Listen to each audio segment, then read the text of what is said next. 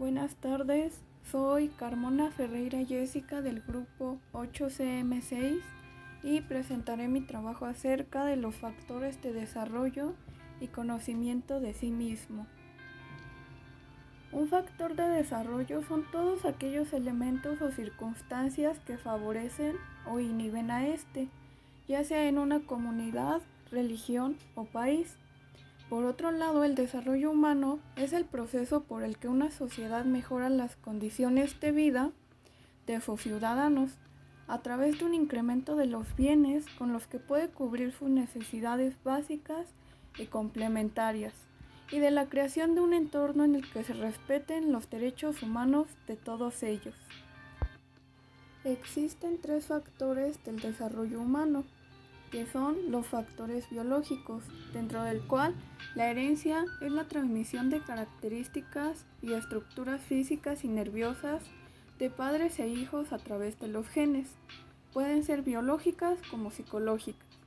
El medio ambiente es el medio físico en el que vive un organismo y la maduración es el desarrollo anatómico y fisiológico del organismo, fundamentalmente del sistema nervioso, así también como las capacidades, habilidades, destrezas, etc. de un individuo.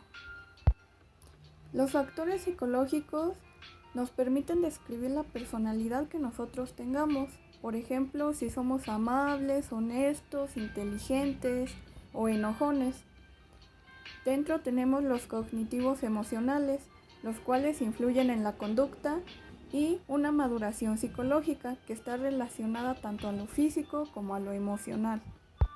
También tenemos el factor sociocultural, en el cual el aprendizaje es todo proceso de adquisición, cambio y o modificación de conductas y conocimientos relativamente duraderos que se dan como consecuencia de la experiencia. También tenemos la socialización, que es un proceso mediante el cual el individuo aprende pautas y patrones de conducta socialmente aceptables que le permiten vivir como miembro de un grupo social. Dentro del conocimiento de sí mismo debemos identificarnos y evaluarnos. De todos los juicios a los que nos sometemos, ninguno es tan importante como el nuestro propio. La imagen que nos vamos haciendo de nosotros mismos se construye desde el momento en el que nacemos a través de la interacción que tenemos con nuestra familia, especialmente con la madre. A partir de estas relaciones se va desarrollando un proceso de percibirse a sí mismo como una realidad diferente a los demás. Una persona con autoconocimiento limitado de sí mismo suele sentirse incómodo con su apariencia física. Tiene un deseo excesivo por complacer a los demás.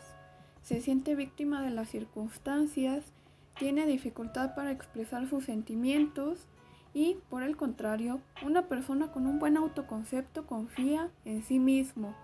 Por lo tanto, el autoconocimiento es la base de la autoestima.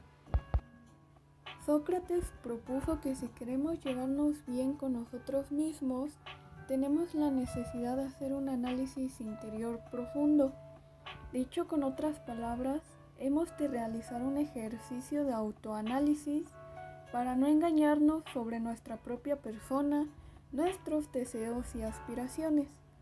Sigmund Freud, pensador del siglo XX y padre del psicoanálisis, hizo una profunda reflexión en donde su tesis principal afirma que no podemos acceder a la verdad sobre nosotros de una manera puramente racional, porque la mente humana tiene un elemento no racional, el inconsciente. Para conseguir entender nuestro inconsciente y cómo influye sobre nosotros, es necesario un proceso complejo, básicamente una terapia psicoanalítica.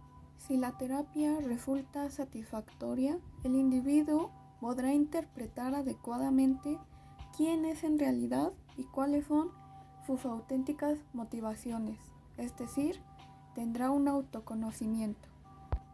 Dentro de las fases tenemos la autoaceptación, que es una capacidad del propio individuo de aceptarse tal cual es, aprobarse a uno mismo y cada una de las partes que nos forman o nos integran, teniendo en cuenta tanto nuestras virtudes como nuestros defectos. ya que todos forman parte de nosotros. Tenemos la autopercepción, que es una capacidad del ser humano para percibirse a sí mismo, a captar algo por los sentidos y a comprenderlo. La autoobservación, que implica el conocimiento de nosotros mismos, nuestras conductas, actitudes y también las circunstancias que nos rodean. También tenemos la memoria autobiográfica, que es la construcción de nuestra propia historia personal. Nos ayuda a recordar qué nos ha sucedido en el pasado en un momento y lugar específico. Y finalmente tenemos el autoestima, que hace referencia a la valoración que cada quien siente hacia uno mismo. Es un conjunto de percepciones, imágenes, pensamientos, juicios que tenemos de nosotros mismos. Las habilidades emocionales son la capacidad aprendida para conocer y controlar las emociones y la manera en que se relacionan entre ellas. Son aquellas que permiten mejorar la relación que las personas tienen consigo mismas, pues les permiten no solo conocerse mejor, sino también aceptarse tal y como son. En esencia, permiten interactuar de una forma más positiva con la vida. Así pues, tenemos la autoconciencia, que es la capacidad de entender nuestras propias emociones, la autorregulación, que es la habilidad de manejar e influir en nuestros sentimientos, la motivación, que es una capacidad de incentivarse uno mismo a actuar para conseguir las propias metas, y la empatía, habilidad de comprender emociones de otros individuos y tenerlas en consideración a la hora de actuar. También tenemos las habilidades sociales, que incluyen una serie de comportamientos dirigidos al manejo adecuado de la comunicación, tanto verbal como no verbal, dentro de una conversación. Es decir, el saber cómo moverse con seguridad dentro de una conversación, saber iniciarla, finalizarla, expresar y recibir refuerzo, concertar citas de forma exitosa, la habilidad para introducirse en un grupo de forma correcta y para poder presentarse a otras personas con facilidad. Finalmente tenemos las habilidades cognitivas, que son las aptitudes del ser humano relacionado con el procesamiento de la información.